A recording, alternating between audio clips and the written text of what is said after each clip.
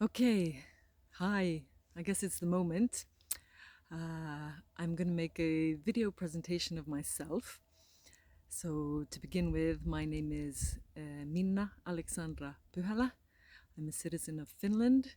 My spiritual name is Channa Siriani, and that's also the name that I'm presenting myself to the world with at this time.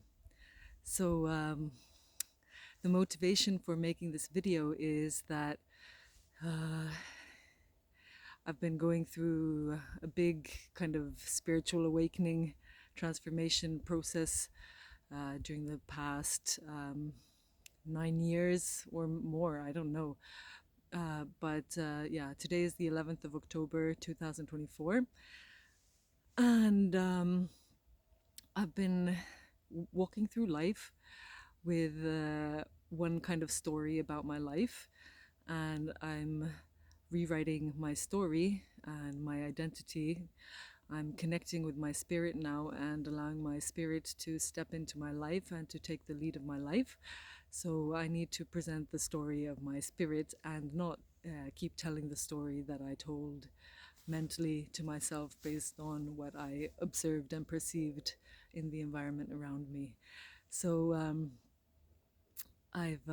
I'm really excited about coming out into the world, and I've been practicing here for a little while, sharing videos. It's been a bit of a shy, awkward process, but last week I shared a video, and two people put really beautiful comments saying that they found my channel and they were really glad that they found my channel.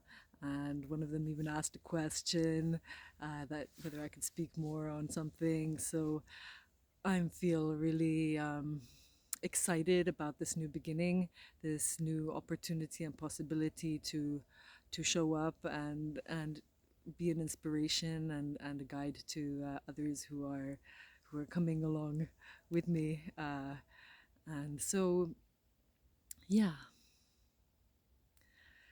I've also noticed that there are some stories and beliefs that I've carried around with me that have been keeping me small. And in order to be able to claim kind of my space in this world and my right to operate and do the things I do the way I do, I need to clear the air, basically speak them out, and that also, as I claim my space, I protect myself from judgment from outside, from people who might be creating stories or yeah.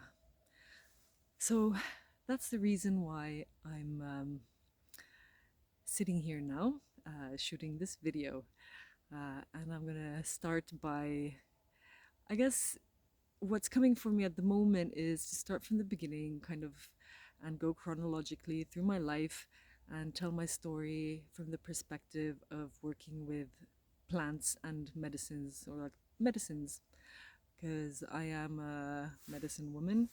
The medicines have been with me in one way or the other since I was came into this world, and the information that is coming to me is that it's not the first lifetime that I'm working as a medicine woman.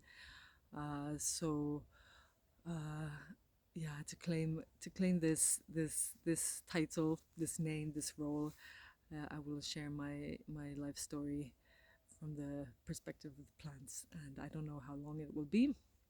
Let's see what comes. So I'll take a sip of water first because I'm learning that staying hydrated is essential for us to be attuned to our own spirit and to the guidance that we get from it.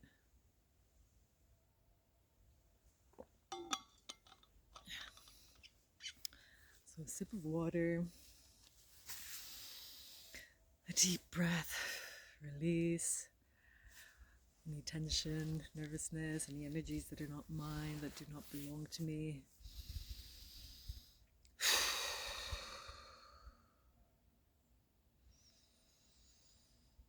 And then I take a breath and invite my soul in. Invite my spirit and my soul into my body.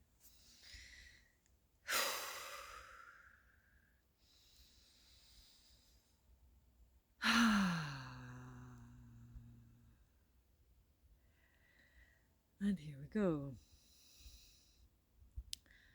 So, I came to this world, Earth, planet Earth, on the 26th of November 1975. I was born at Eira Hospital in Helsinki, Finland. It was a rainy, stormy November day, and my my birth was in competition with my mom's friend's book on feminism. So there was a competitive force between women, and yeah, a feminine force that was fighting to bring the women and men into equality. My parents had come to Finland to have me delivered. Um, at the time, they were living in Czechoslovakia, which was in the middle of a social revolution, a lot of kind of war energy, I guess, in the air, sensitive, intense environments, possibly preparing for these times now that we're living in. Um, in the it's 2024 now. It's been a long time.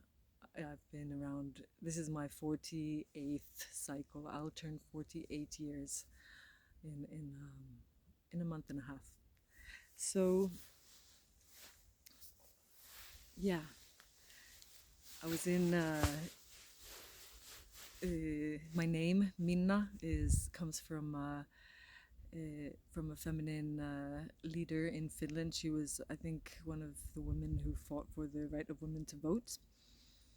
And then Alexandra, my middle name, was inspired by a Russian diplomat who was one of the, I guess she was the only woman, or one of few, in the higher ranks of the Soviet system, and I guess she was doing some important transformation work there. And Pyhälä, my surname, relates to a sacred space. Pyhä means sacred in the Finnish language. It took me, I don't know, 40 years to realize that. I carry sacred in my name. Pretty potent, it feels. And so these are the energies that my parents instilled into me. My father was a diplomat. My mother was the wife of a diplomat, and so we traveled around the world as in my childhood. Um, Obviously, I don't remember much of Czech my life in Czechoslovakia, but when I was a year and a half, my little sister was born, and she was born in Mexico City.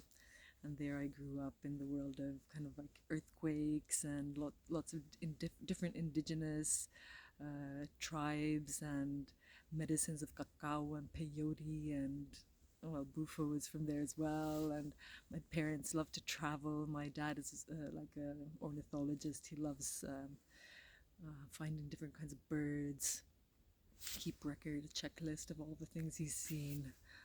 And all our trips and holidays were like, oh, there's a bird. I had to go check it out. uh, Following his passion for sure.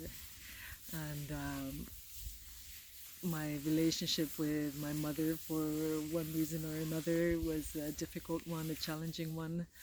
I was the first child, and she was carrying her wounding and conditioning from our ancestors, and a lot of it was being projected onto me. And she used to drink a lot, and she felt very victimized in that she was not able to fulfill her career as a diplomat's wife. But yeah, I got a lot of imprints through there. And then my father, passionate peacemaker, diplomat, environmental conservationist, was like running around the world, attending all the meetings, talking to all the leaders and everything, like creating networks and fighting for environmental justice and for indigenous people. And he was not very much at home, but when he was, he would take us horse riding or play chess with us or play the piano or accordion and sing with us.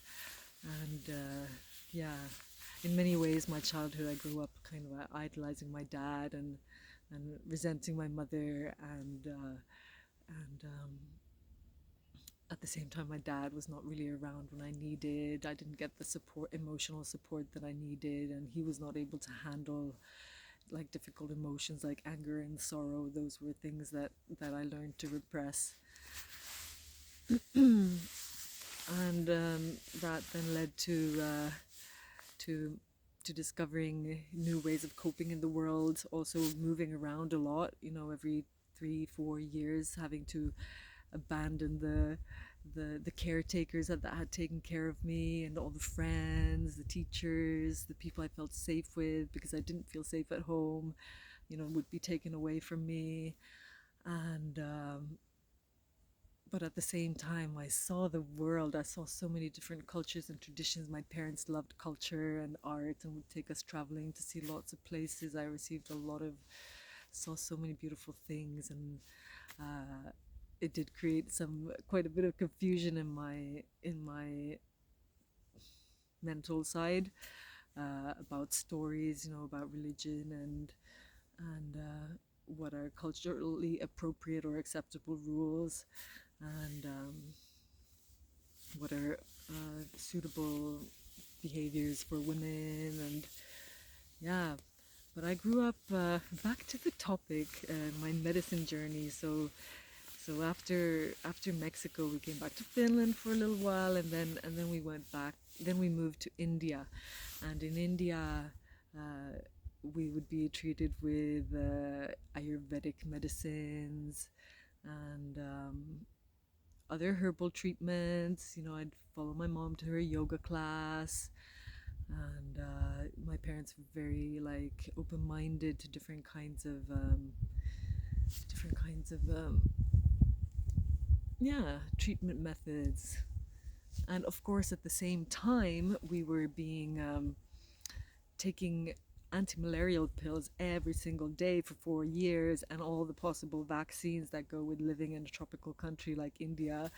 So my body was like totally intoxicated by these pharmaceutical medicines from an early age and for a big part of my life, which eh, may have contributed to some chronic health issues that I've had, like chronic cough, and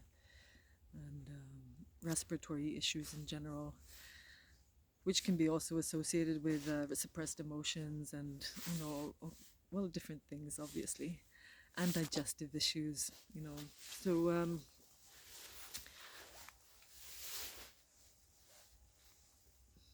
I was I was a little girl in India when my mom let me taste for the first time, try a cigarette, a BD, and then it was like, oh, I'm never gonna smoke again. And yeah, I became a vegetarian when I lived in India as a young child because I didn't want to see all the suffering animals kind of dying for me. I struggled with the poverty, with seeing poverty and suffering, and lepers and lame dogs walking in front of our house, and then myself being like privileged.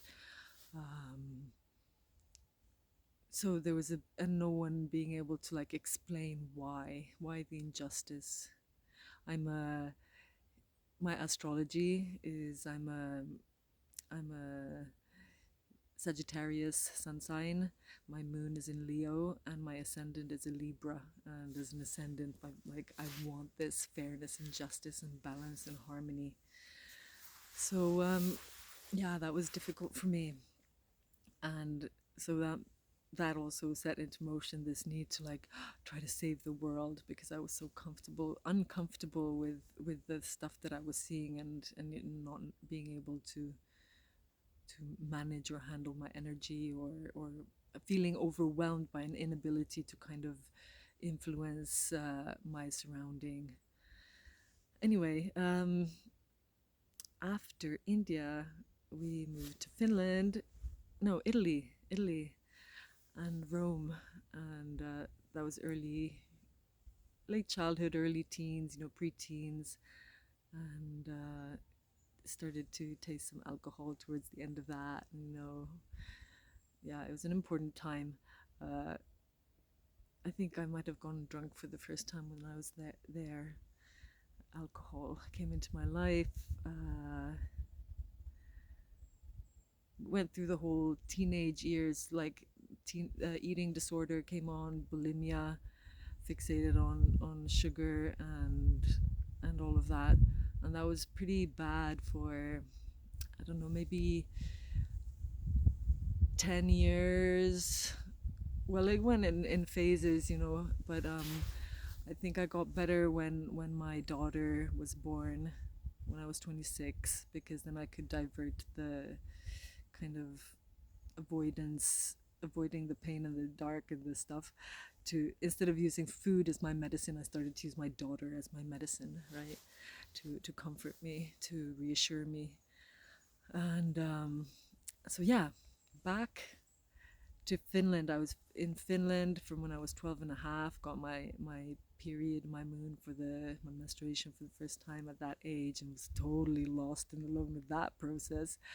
Uh, and and then all the getting interested in finding love, romance, exploring the sexual sides.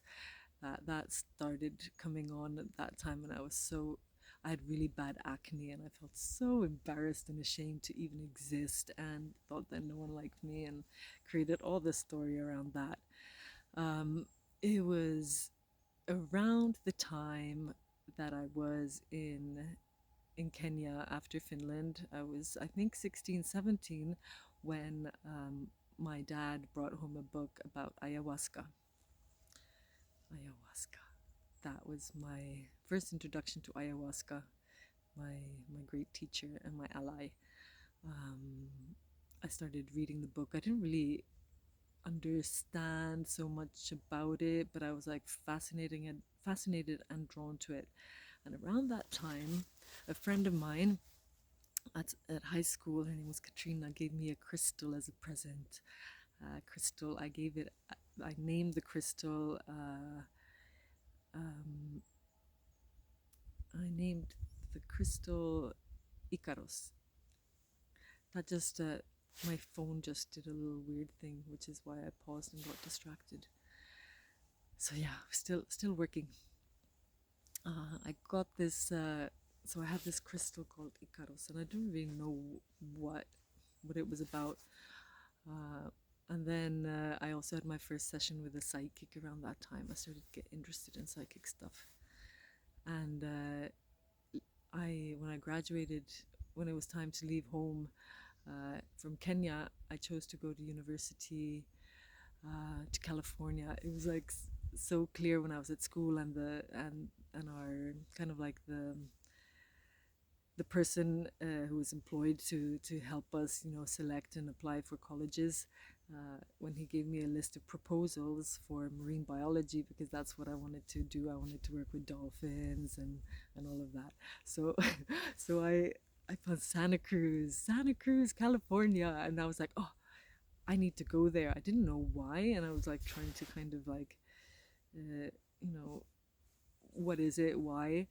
But that's where I emerged. I kind of landed in a space where it was like full moon drum circles. People were smoking pot, uh, and I started studying holistic health, um, massage, acupressure, uh, reflexology, herbology, all of these kinds of things. And I had been a vegetarian like already for quite a while, and it was like heaven on earth, to be able to like eat vegetarian food anywhere. And where many other people were also vegetarian, so I felt like I found my tribe. Um, and there I tried also for the first time mushrooms, psilocybin mushrooms, which I also brought to Finland for my sister to try out. Uh, one summer when I traveled over. So yeah, the medicines kept showing up. I mean, the mushrooms and the cannabis maybe came didn't it wasn't that early. I was 17, 18, around 18 when they started coming into my life. Um, and yeah, alcohol had already been in my life, partying, and I wasn't smoking cigarettes yet at that point. It was after at some point, I left California and moved to Pakistan to be with my dad. I had on the air at the airport on the way to Pakistan. I picked up the book, the Tibetan book of living and dying, and I dove into the world of Buddhism while I lived in Pakistan, in a country where women were kind of hidden, and there was a whole story about yeah. Anyway, a white woman in Pakistan has privileges that men don't have. Got to see different worlds there. But yeah, Pakistan, alcohol was illegal there. Cannabis was not, and there was cannabis growing like everywhere in front of my dad's house gate as well. And so there, the cannabis started coming, and that's where I started smoking cigarettes. I started smoking cigarettes. I was, I think, about 21. And I smoked cigarettes for about 20 years. And with alcohol and cigarettes. And then I had yeah, they were part of my life anyway. And after Pakistan, I was in a kind of like lost. I had finished my degree in marine biology. Um, I went to Peru to help my dad move house from Pakistan to Peru. My mom was living in Kenya at the time. They had a long distance relationship. And in Peru, I then had the opportunity to go with my dad to Iquitos. My dad, being the bird watcher, wanted to go everywhere, and so I went and joined him in Iquitos. And there's a guy whose name I won't mention to honor privacy. Uh, he and he was kind of my dad's guide. He's an artist who has studied at that Usco Ayar. Oh gosh, I can't even remember the name now. Pablo Maringo's art school, paint school in Pucallpa, which was the book that I had, the book about him that my dad had brought home to us in Kenya while I was living there and learning about ayahuasca, because my dad had helped get funding for this school. Anyway, so this guy who was with us in Iquitos was a student of that school, and he knew someone who was a shaman who worked with ayahuasca, and I was like, "Ooh, yeah, I want to try." And so we did. We went, both of us first timers, went for a night in the forest, where the shaman sang to us until the forest came on, and then he sent us off to be alone in a room for the whole night. And there I faced the other side of the veil.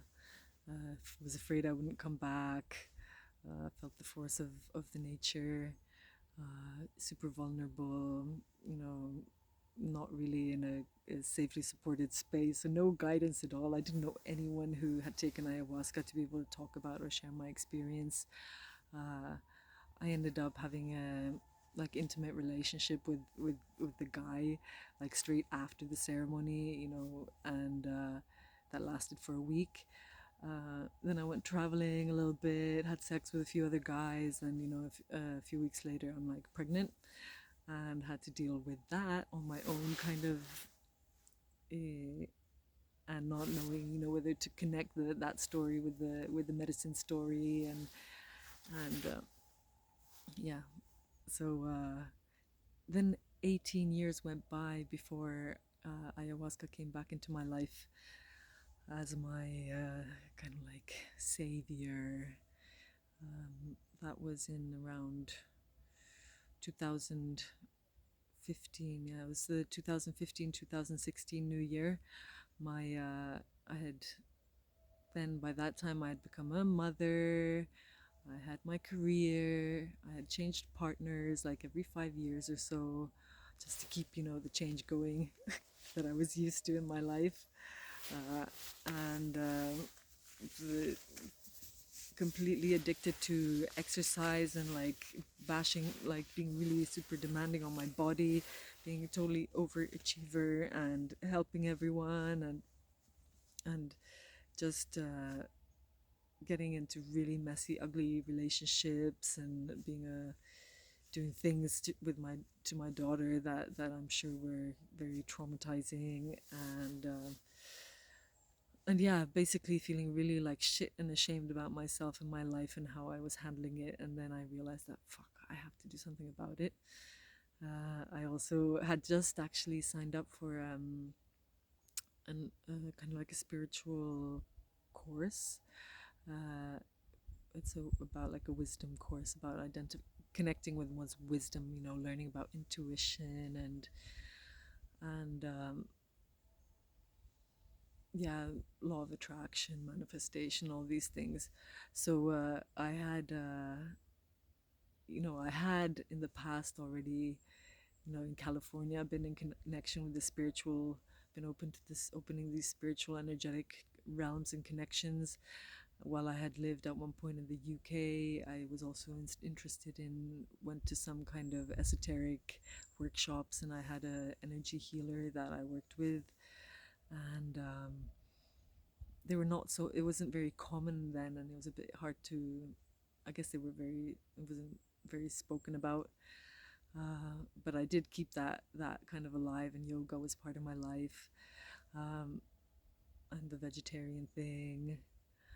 Um, but yeah, it was then in Finland. I had been in Finland. I'd become the mom, the career woman, and trying to save the world, the environment. I was working in intergovernmental politics, trying to save the Baltic Sea marine environment by organizing the behavior of all the people around the sea, right?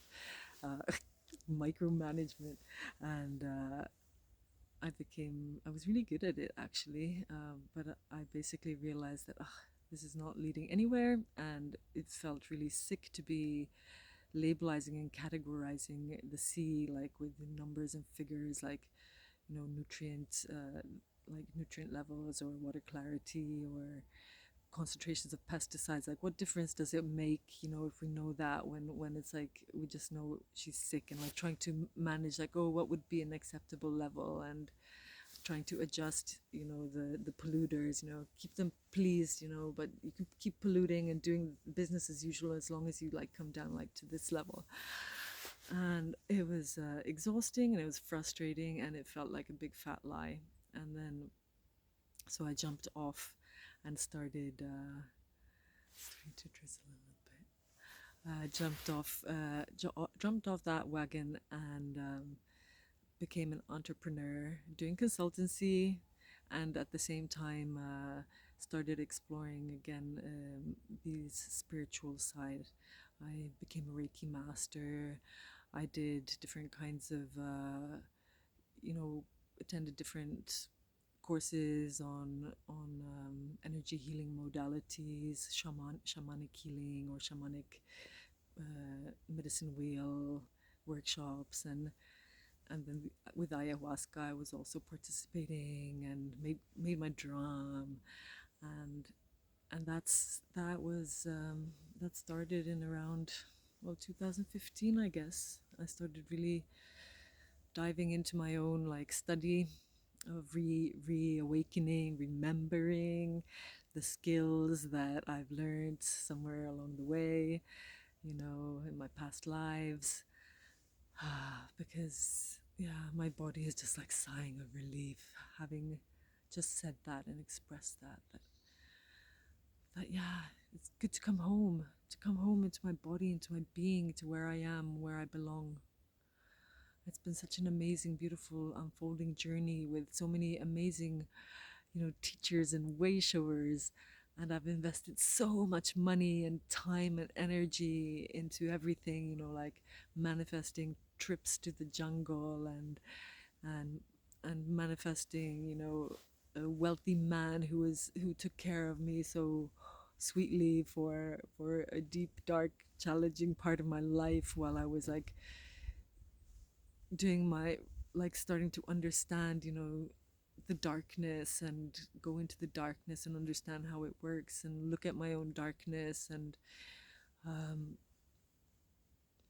and create and helping me become stronger and teaching me about money and boundaries and of course I like judged him in the process. I didn't like everything that I was getting, but what a teacher, our relationships are, our past work experiences, and I feel like there's nothing wasted. Everything has been, brought me the gifts and the powers and skills that I'm putting into practice now. I've just set up an association, kind of like working like the secretariat, trying to get everything mobilized and up and running and organizing events and then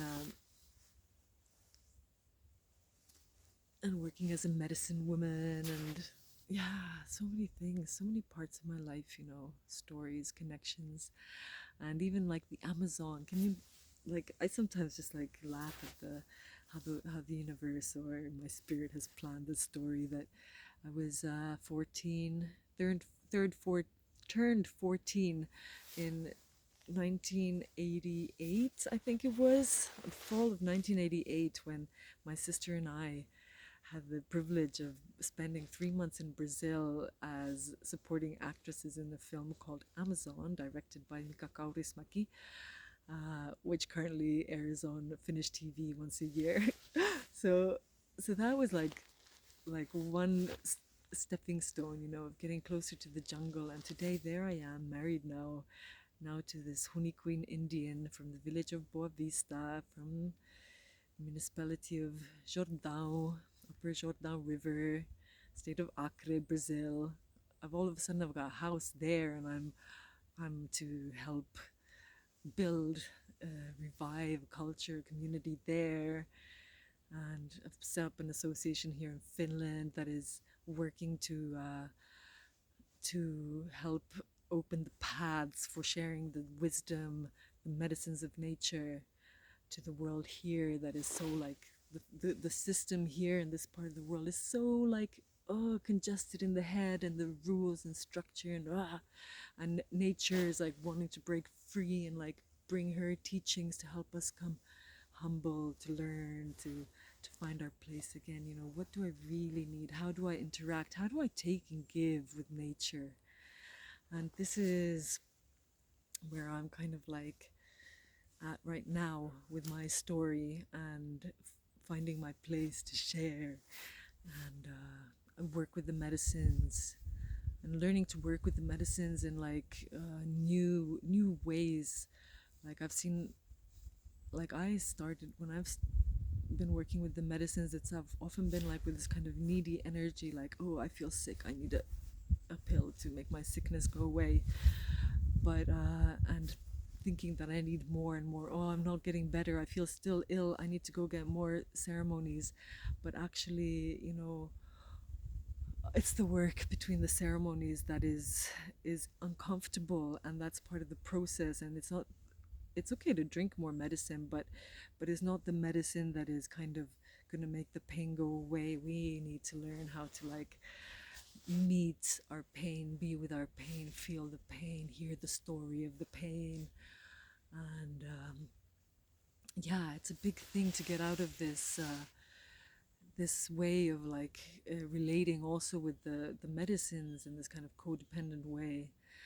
And I'm also, learning that. And I've been having so many like projections and judgments about the medicines, and that's one of the reasons why I decided I have to make this video to share this story, because I work with the medicines, and sometimes when I'm doing these videos I get like invaded by these judgy thoughts, fearful thoughts, like, oh, people are going to see that you're stoned or something like that.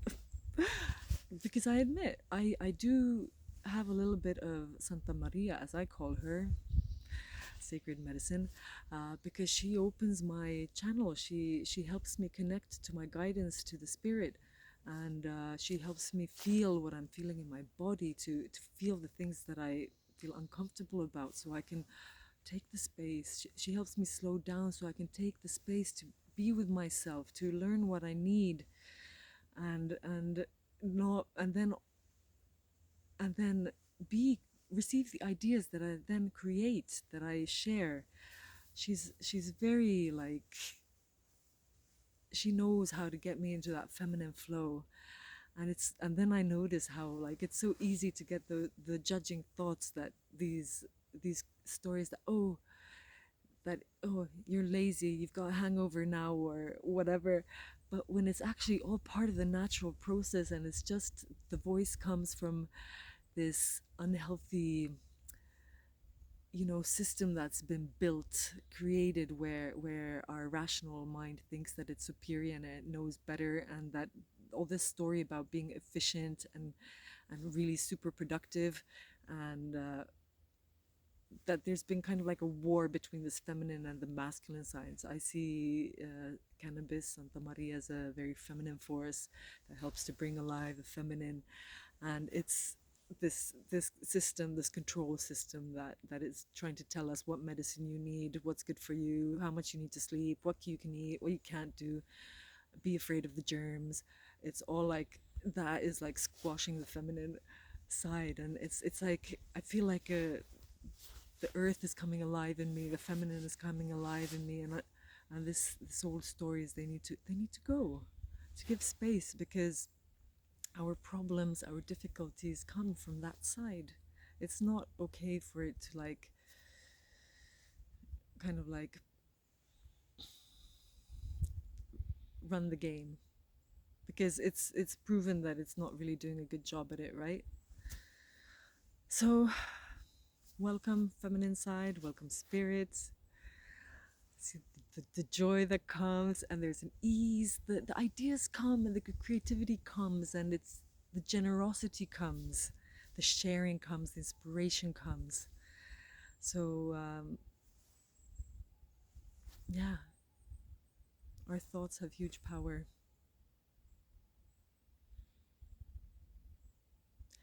And I want to say, talk about the medicine of nature a little bit as well, because the medicine of nature is not well, it's very multifaceted. There's going to be many stories that I'll probably share in the days and years or whatever to come. But one of the things that I've been talking like a medicine for me is also, now that I'm exploring, is germs, bacteria, viruses, because the story that we bring fed from all around is to be afraid of the germs, be afraid of the bacteria, and use the hand sanitizer, wash your hands after you've gone to the toilet, or don't, yeah, all kinds of things. And Actually, our bodies are really unhealthy because our microbiome is so badly out of balance, because we're so afraid of of germs. We take antibiotics, our food is laced with antibiotics, probably the water as well, everywhere, that kill off the good bacteria in us. And these imbalances are creating all kinds of health effects, like our rotting teeth, our gut problems, and all of that. But so instead of going into the fear story and all of that, how can we help? And I'm having all these incredible teachings about learning to welcome back, this diversity of life into my life. Like I'm really loving like the kombucha, the sourdough bread, the sauerkraut, the fermented wild herbs, honey, like all the stuff that it's like can populate apple cider vinegar. And the more I can like take it in, the better. And I remember the first time well, a few years ago when I went to the jungle, one of my first ceremonies with ayahuasca, what she shows me was how, because I was so like kind of afraid about the hygiene, that they never wash their hands, and really afraid of like the water being dirty, and then eating from dishes that are wet, and had all that whole fear story. And then that first ceremony, I'm just seeing like how like all the energy is, all everything in life and nature is just like flowing through the body. It's like a never ending thing, and it's like that's what the life is, like if we're not part, if we don't allow it to flow and move, if we hold back and resist and are afraid of it, that's what creates the imbalance. So like learning different ways to get comfortable with like allowing other things into our life. And yeah, I've got more stories related to that, like becoming friends with lice and and yeah, everything is medicine, nature is medicine. So that's my story for now. um Stay tuned, um if this resonates for you. It's not, the medicines are not for everyone. We all have our own place and purpose in and roles in this world. So don't feel like you can get inspired by what I share, but it's not a path to be copied. This is not an easy path, and we have to deal with a lot of like unpleasant things, um, to learn. But it's the journey is transformational, and now it's a new time, and maybe this connecting with nature is just it's teaching us to come back into this natural cyclical flow, to get out of the mechanical structure, and to become owners of our time, become owners of our resources, our energy, and to be free to do what we want when we want, to spend money on what we want, to have the resources to be able to afford to buy the service, the healthcare that we want, whatever it is, without any guilt or shame or fear. And also, this is a time of stepping into doing what our soul and heart is called here to do, and not to be held back by the kind of like the rules and the fears of some members of society. So, um, welcome to join me on my journey as we continue learning together. I'm very much a student, and this is a new platform for me. Uh, and yeah, I'm loving the comments. Keep putting comments to inspire my conversation. Like my study with myself as well, because I notice that when there are questions or comments, they might like provide some inspiration for me, or get some of my juices flowing. Um, yeah, and I encourage questions of wonder. I wonder what, because we all have obviously different experiences and stories. So through the wonder, you might find your own answers as well. So yeah, I love talking. It's hard for me to stop sometimes, but I'm practicing taking my space. So thank you for being still here, and yeah, catch you next time.